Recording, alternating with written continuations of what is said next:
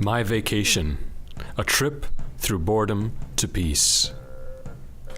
My father, my mother, and I were in a Buick, heading for Elkhart, Indiana.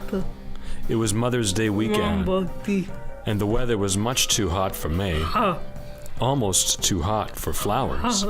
And what is a Mother's Day without fresh flowers? Along the snaking highway, we passed through cornfields wide as lakes with surrounding tree lines and tiny houses exposed to the full sun. Limestone factories beneath the biggest skies I'd ever seen. Roadside restaurants among clusters of rigs and trailers, and waterways that were not quite rivers, but much, much more than streams. No matter how beautiful the scenes of nature, from the backseat of a car, and driving for hours on end, things can get boring. The radio can play from start to finish, but there is very little to do on any long car trip, aside from snoring to the engine and just noticing how boredom can feel. Conversation with Mom and Dad ran dry within the first hour of departure from Lockport, New York. Things would come up along the road to Oklahoma, but there's only so much to say about what you see. I learned, however, on our Mother's Day family vacation, that boredom can be a good thing, a comfort, a kind of peace when you accept it. On Mother's Day, we arrived at the home of Peggy and Don. My parents had been friends with Peggy and Don since they all first met on a previous vacation in England. Peggy and Don lived in an old two-story house, and they were not frequent hosts for parties, but on this particular Mother's Day, they opened their doors to several friends for a Friday dinner. Their friends came from all around, but we had come the farthest distance of all. Seated together at a table, all the guests dined on a barbecue chicken dinner. Following the dinner, many people left early for home. Peggy and Don were good hosts, and their visitors were satisfied when they left. Mom, Dad, and I exchanged goodbyes with Peggy and Don before we returned to the car and made our way to the hotel, which was just a short drive from their home. The hotel was nice and clean, and the two beds in our room were queen size and very comfortable. I fell asleep within seconds of laying my head to the cool pillow. At 5 o'clock in the morning, we returned to the long road and met the sunrise well-rested and generously fed. Dad preferred early departures to late arrivals, and he always liked to use every moment of daylight, even though at 5 in the morning it was barely light at all. For 2 days straight, we continued on, stopping only for restaurants, restrooms, and rest itself in hotels. The drive was long, and several times during the trip, I thought it seemed more like work than a vacation. I still felt very bored throughout the day. Boredom is something you can never really get used to, is it? We stopped to eat at McDonald's and Wendy's and went right back to driving at the end of each meal. Maybe it was the food, maybe it was the drive, but we were tired. How can you get so tired from just sitting in a car and eating? But it happened. Somewhere between Elkhart and Tulsa, all the boredom and fatigue came to a very sudden end. Dad was driving. It was 3 o'clock in the afternoon. I was in the back seat behind my mother, and I heard it all before I saw it. Mom cried, "Look out!" In less time than it took to turn my head, our Buick was spinning around on the highway.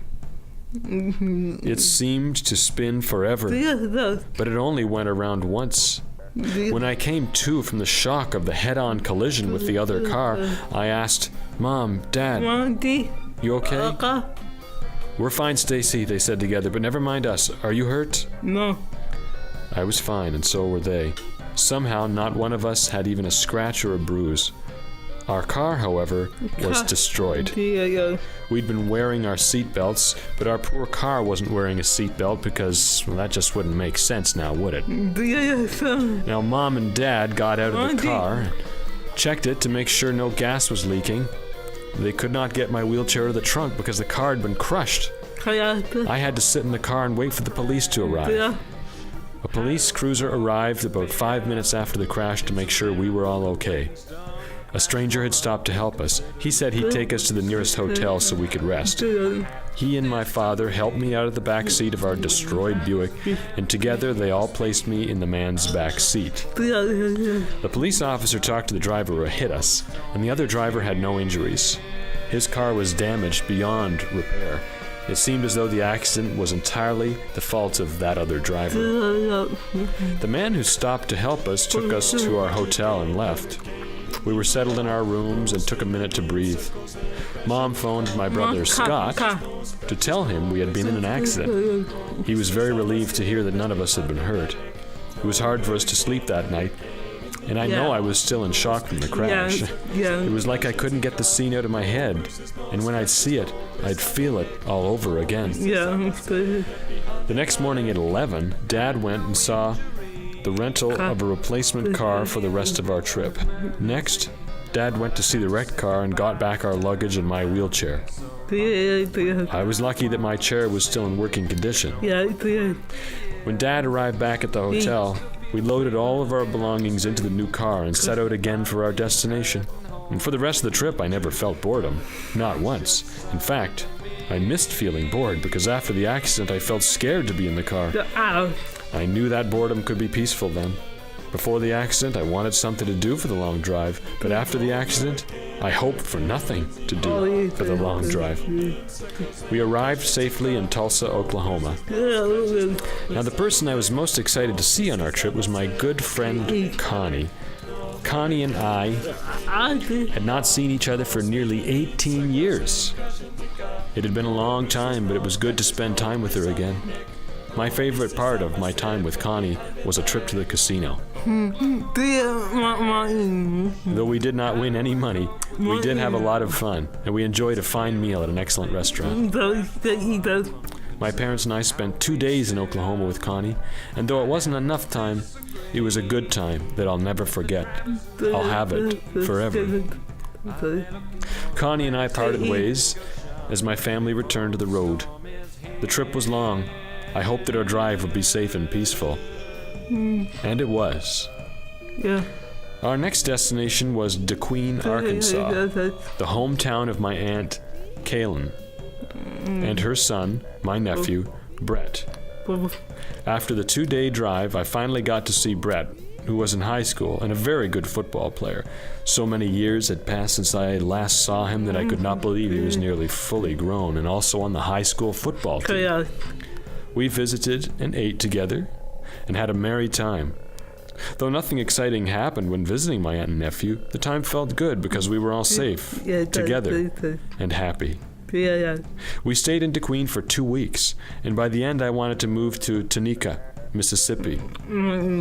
I must admit that I was excited to arrive in Tunica because we were to stay in the casino hotel. With me being so eager to arrive, our 1-day drive from DeQueen to Tunica felt like a week. But the idea of a casino right in the hotel made me so excited. Imagine that. Rolling right out of bed to eat at buffets and then play at the slot machines. Finally, in the late afternoon, my dad drove the car up to Sam's Town Hotel and Gambling Hall. When I saw the glowing lights of its red letters and the big structure looking like a massive saloon from the Old West, I nearly lost my breath. The wide-open lobby was completely accessible, and I had more than enough room to maneuver in my chair. After checking into our room, Mom and I went for a walk around the hotel pool, which was inside and at the center of the hotel. After eating, we went to the gambling hall. Mom gave me a modest $20 to take to the slot machines. I wish I could say that I turned the 20 into 20,000, and I even wish that I could say that I turned it into $200, but I lost it all. Then again, I didn't. Because I had fun with the anticipation of maybe winning something. The slot machine room was so loud, I almost couldn't bear the endless noise. But the lights, the shining lights, I found very pleasing and beautiful. After 2 days of gambling, $20 at a time, I came to the end of my stay at Sam's with nothing but empty pockets. I looked around the elegant hotel and knew just how Sam had made his money to have a hotel that big, from taking $20 at a time from people like me. Nevertheless, I still wanted to stay longer. Sam's was our last stop on that Mother's Day summer vacation. And I wished I could just be home instead of having to go home. The drive would take nearly 3 days, stopping only for food and rest. The days of driving amounted to little more than passing scenes through the backseat window. My vision seemed to blur everywhere I looked. Before arriving at home in Lockport, we made one more special stop at the Buffalo Airport to drop off our rental car. In the pick-up and drop-off zone, there was my brother Scott, waiting in his car to take us home. He was glad to see us and to see us well. So we returned home again without a single accident or incident, and I was glad for that.